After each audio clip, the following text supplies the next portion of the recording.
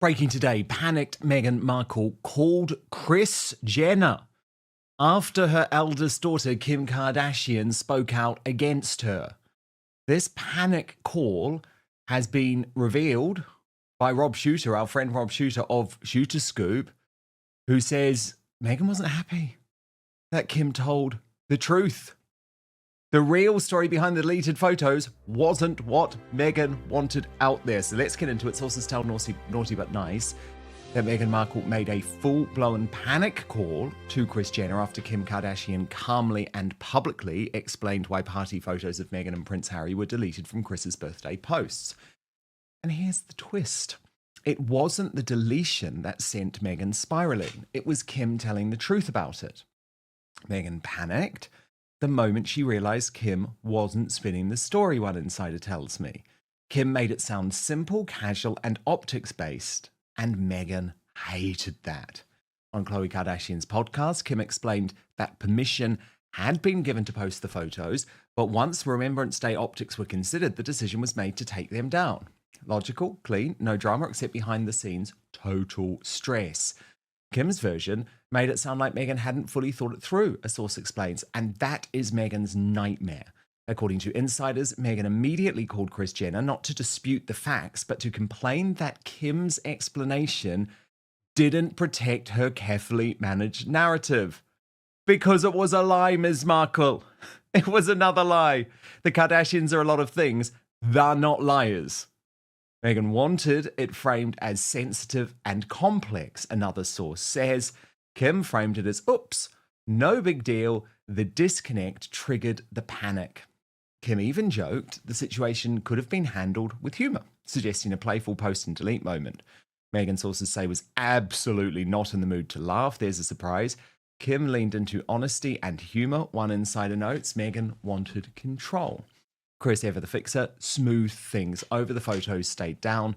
Kim stuck to her story. And you'll remember this podcast interview, which started with Kim really saying, should we tell the story of the party crasher? And then the next week, going all out. Watch. Dan is joined by Royal Mastermind Angela Levin to break down a shocking new revelation. Meghan Markle reportedly made a panicked phone call to Kris Jenner after Kim and Khloé Kardashian publicly exposed her as a liar.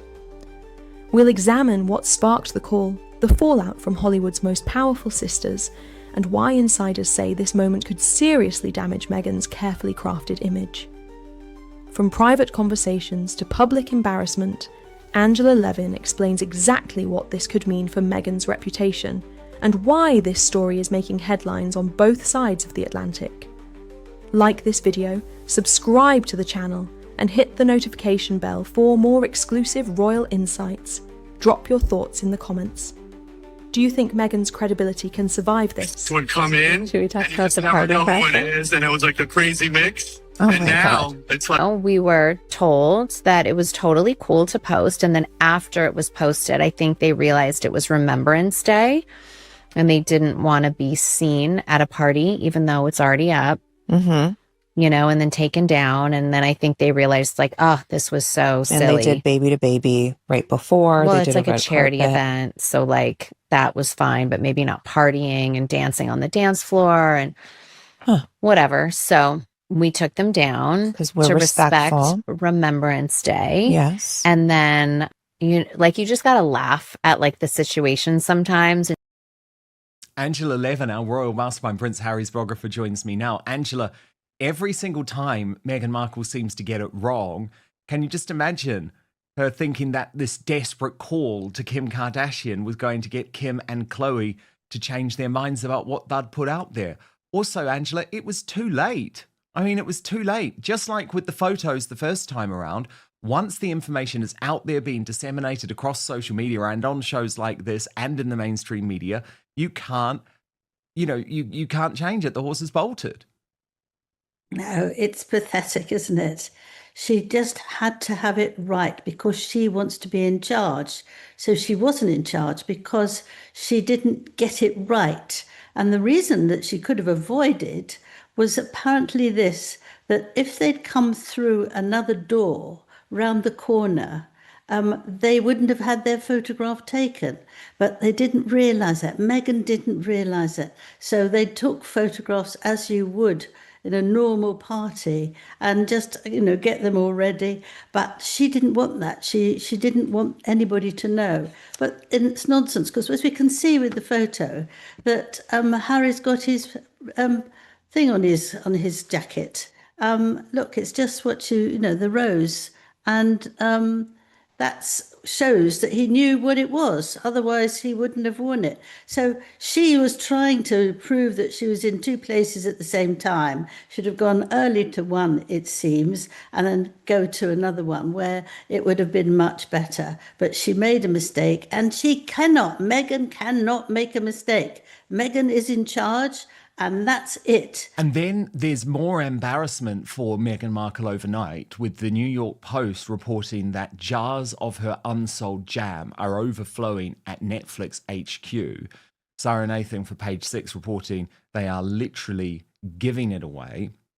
And she writes, Netflix staff are helping themselves to free as ever products as the streamer's Los Angeles office are filled with Meghan Markle's wares, Page 6 has learned. Apparently, there are 2 storage rooms packed with as ever products, said a source. They're literally just giving it away to employees. One staffer walked out with 10 products for free. Yeah. We're told jars of jam, candles, wine, and Meghan's favourite flower petal sprinkles are being kept in storage rooms at the Icon Tower and Epic building at the sprawling Netflix campus in Hollywood. Jars of Meghan Markle's unsold jam are literally being given away. Angela, I mean, what a fall from grace for Meghan's relationship with Netflix. She'll be very upset because she wouldn't like anyone to know, because she keeps telling everybody that it's doing incredibly well and wonderful. It was the orange marmalade and the strawberry spread that people were taking out 10 at a time. And it must be very humiliating for her. Anyone who's doing this sort of thing would feel that they would want to, sell it well, and that they could be proud. But actually, it was packed with things that people didn't want. And it shows that nobody wants it, and that's why Netflix isn't taking it up anymore. There's not going to be any more, and that's it. And she's got an amazing attitude that she doesn't get so upset. She gets angry, and she has to make it much better and do something else and not listen to the nastiness beside her ear, but just to get on and do it. It's an interesting attitude to life, I think. And then, Angela, we've got another weird Harry experiment with his surfing. And you remember he's been learning to surf for some time in this sort of weird artificial ocean somewhere in California. And Nancy Sidley posted on this, times are definitely tough. Harry isn't just merching the surf school, he's merching the board, the website, the wetsuit, the photographer, the videographer, the whole production package. And in the mainstream media, this has been promoted as Surf's Up, this great moment that Prince Harry catches a wave in California with the help of a celebrity coach. But I'm sorry, I'm not the only one saying, Angela, I just don't believe that this footage is actually real. According to this royal Substack, did Harry surf into another dimension? A new video of Prince Harry, this is Royal Ramblings, surfing popped up on Instagram the other day, and boy, it is strange. Look, I'm not one of those people always looking for reasons to criticize Meghan and Harry, quite the opposite. But within seconds of starting this clip, I decided it had to be AI, or at least AI enhanced, to put it mildly. And look, here is the footage, and that is apparently Harry's celebrity coach coming up behind him. And I honestly do not believe that this is real footage.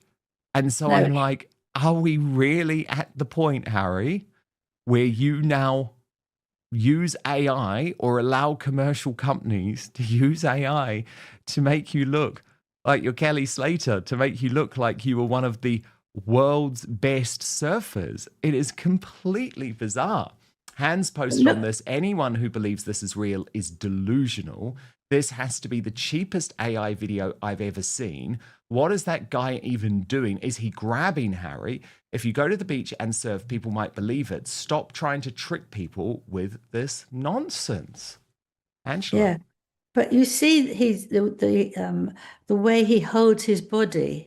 Now, most people who are nervous and don't really know how to do it, there's a sort of wobble a bit. But he just is like a ballet dancer, male ballet dancer, who's just got a beautiful shape. And I don't think anybody can do that unless they've done a tremendous amount of exercises. But this is, very strong and excellent stand there. And I don't think he could do that without the AI helping him. And I think he's probably fed up that he's just losing at everything. The one on the right is absolutely amazing to me. That is really a #1 expert. But I don't think he could do it. You wobble, don't you? You're not right. You're not doing this one too. They are amazing. But I think we have to decide that it is like that. And poor boy, he wants to look as if he's really good at something. And so they're doing this AI and not caring if anybody does notice or doesn't notice. He looks Indeed. great, doesn't he? And it's not him. Would look great if it was real, exactly. Now, look, Angela, the Epstein files are, of course, posing huge problems for the British royal family.